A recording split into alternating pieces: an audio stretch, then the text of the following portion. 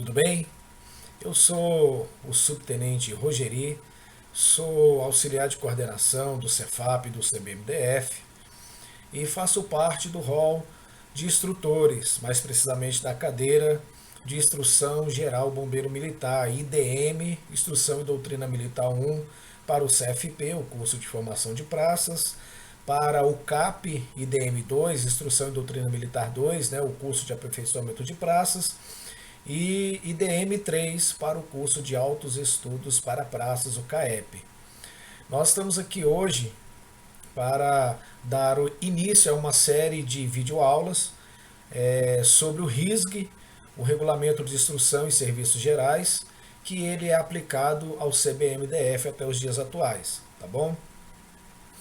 Serão vídeos curtos de aproximadamente 15 a 20 minutos cada videoaula.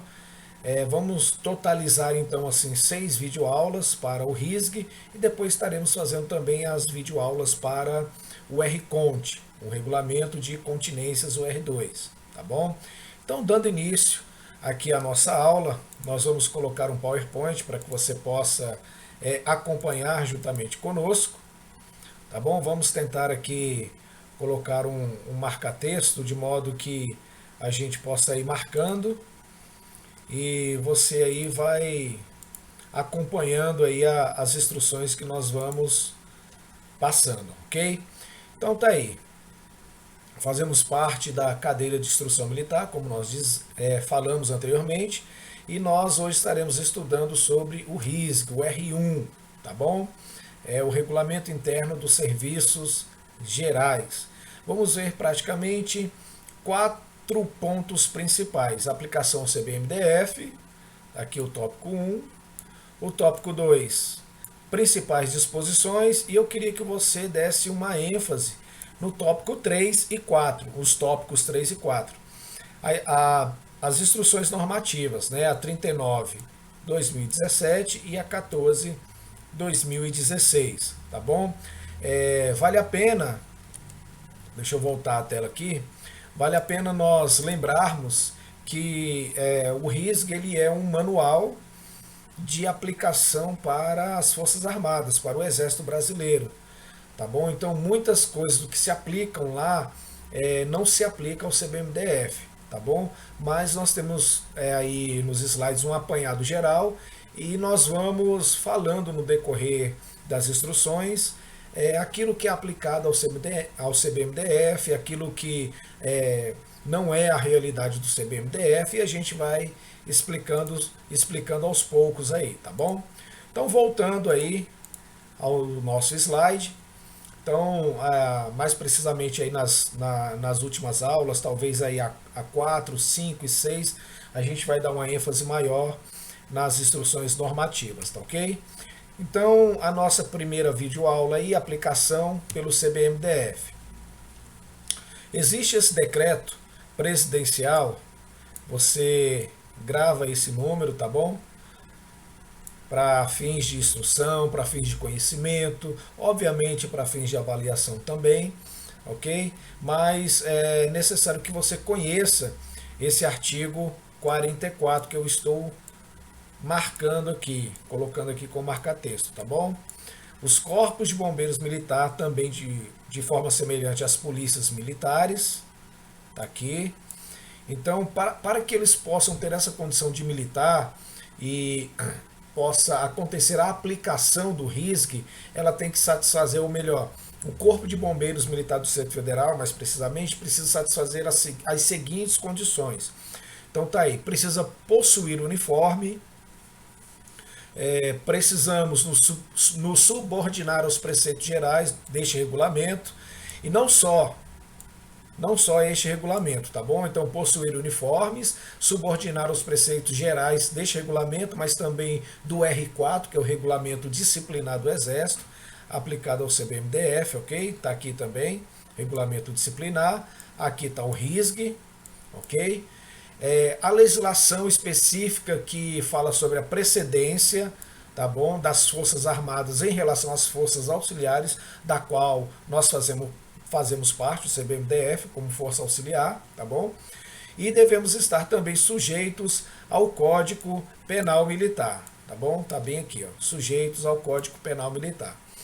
Então, de acordo com esse decreto aí, para nós sermos considerados, ou melhor dizendo, eu volto aqui, para nós termos essa condição de militar aí, a gente precisa satisfazer essas condições, tá legal?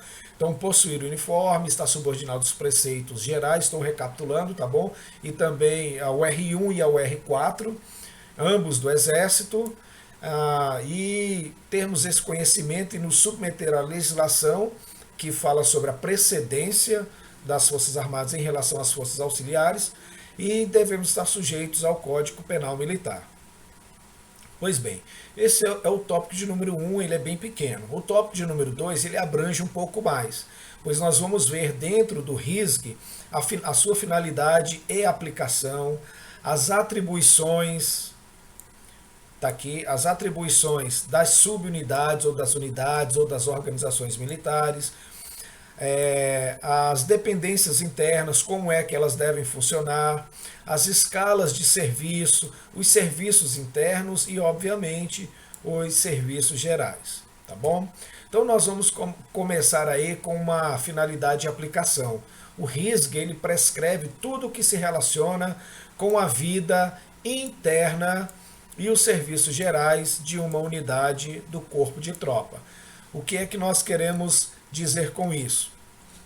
É que tudo o que se faz numa unidade, numa organização militar, o seu serviço, o tipo de expediente, o que é feito durante esse horário de expediente, as mais diversas escalas que são confeccionadas, tudo isso tem a ver com o RISG, tá bom? Nós precisamos ter esse entendimento. Ele vai prescrever tudo que se relaciona.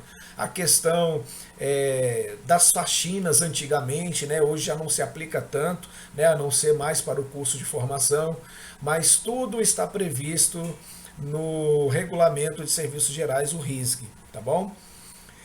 O ponto 2 aqui, ele estabelece normas relativas às atribuições, às responsabilidades, ao exercício dos cargos e das funções de seus integrantes. O que é isso?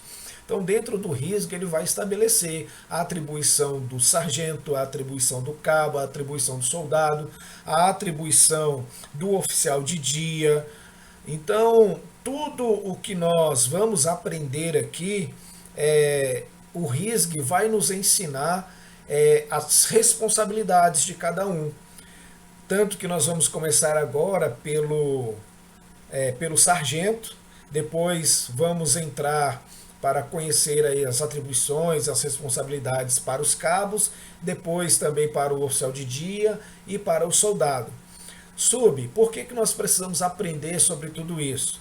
Nós temos que aprender para o nosso serviço diário, para nós termos o conhecimento de como o serviço deve acontecer, quais são as responsabilidades do oficial de dia.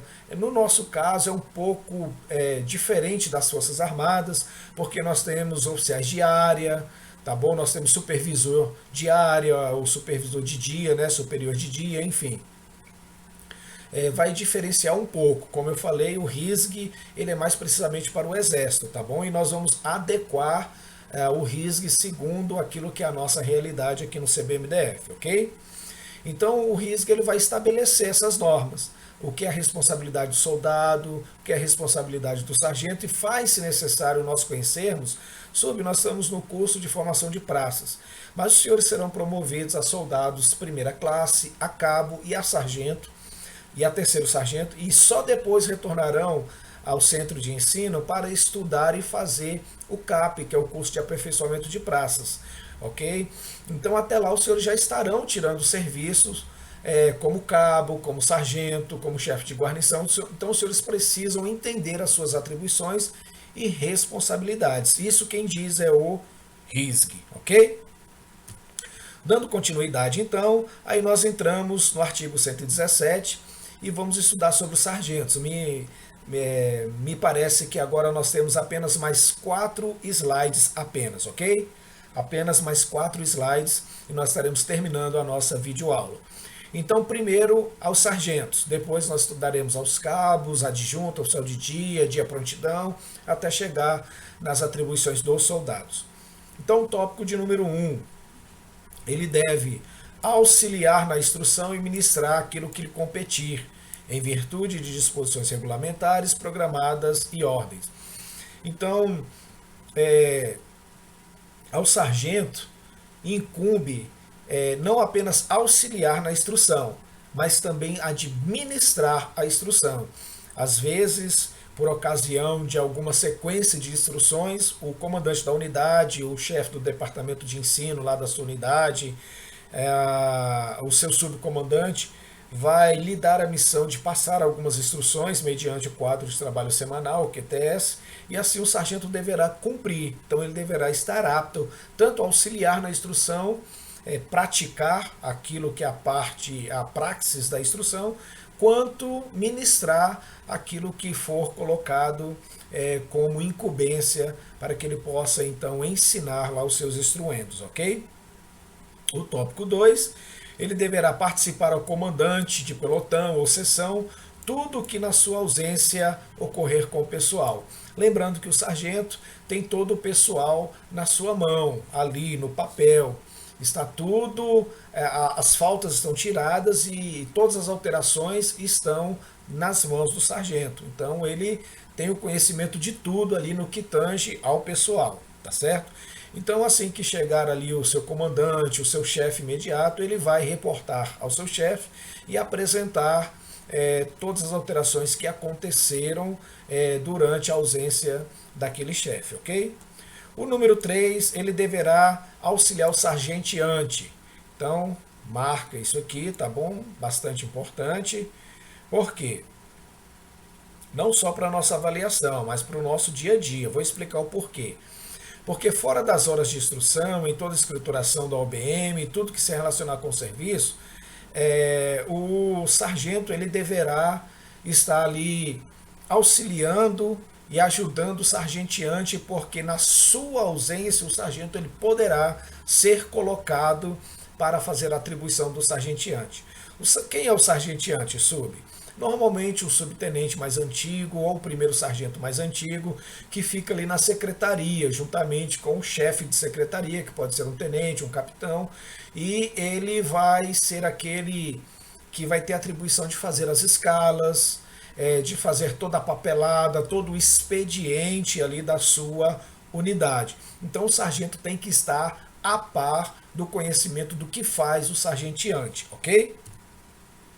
Seguindo, ele deverá auxiliar o comandante de pelotão seção na fiscalização, a fiel observância das ordens, das instruções relativas à limpeza.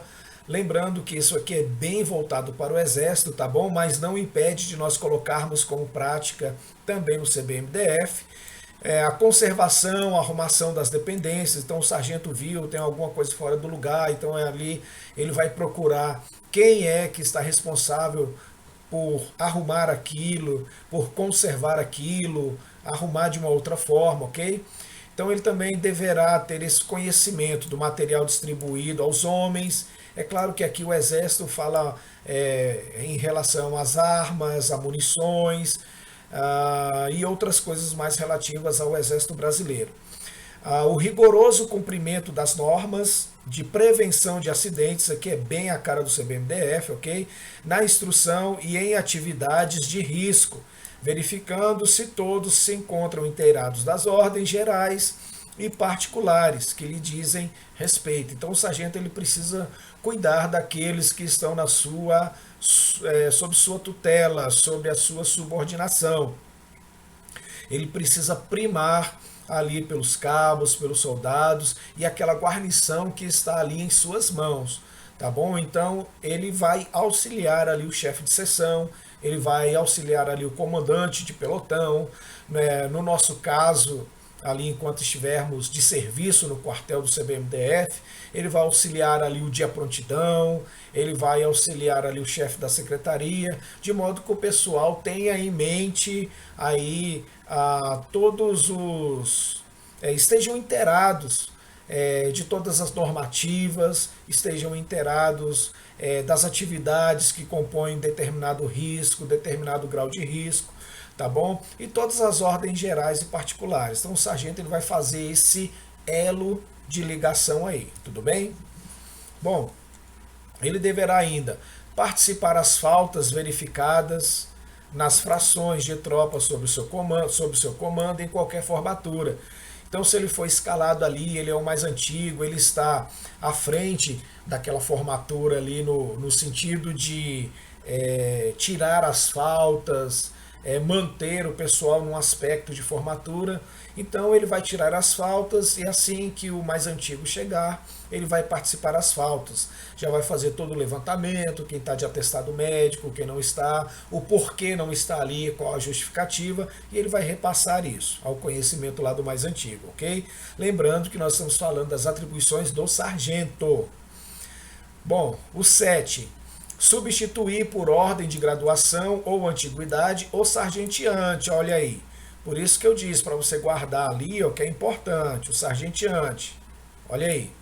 Nos seus impedimentos fortuitos ou responder pela sargenteação da OBM em seus impedimentos prolongados por ordem do respectivo comandante. Então, digamos que o sargenteante ali, ou o primeiro sargento, ou o subtenente mais antigo, ele saiu em gozo de férias.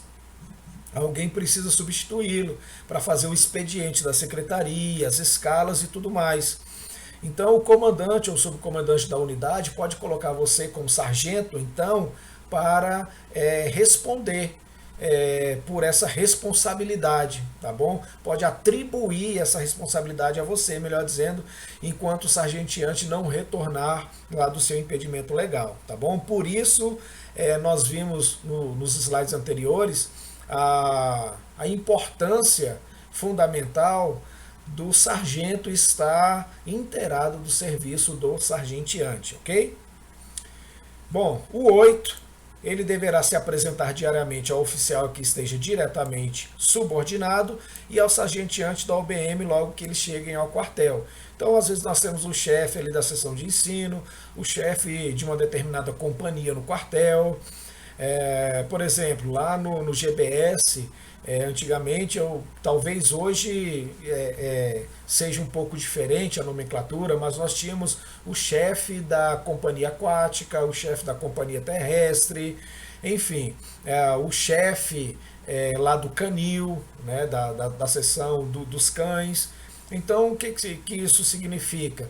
Que quando por ocasião, quando eu estiver como sargento ali, estiver dentro das minhas atribuições e responsabilidades, tão logo chegue o oficial que é o meu chefe imediato, onde eu sou diretamente subordinado, eu devo me direcionar até ele e fazer a devida apresentação, bem como também ao sargenteante da minha unidade, ok?